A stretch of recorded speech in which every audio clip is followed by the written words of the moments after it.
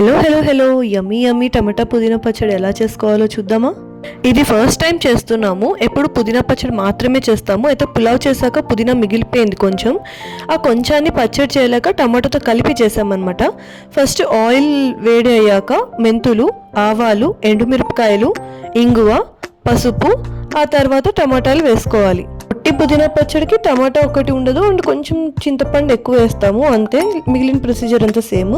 నేనైతే పుదీనా పచ్చడి ఎప్పుడు చేసినా రసంలో కొంచెము, సాంబార్ చేస్తే సాంబార్లో కొంచెము అండ్ పెరుగన్నంలో కొంచెం ఖచ్చితంగా వేసుకుంటాను.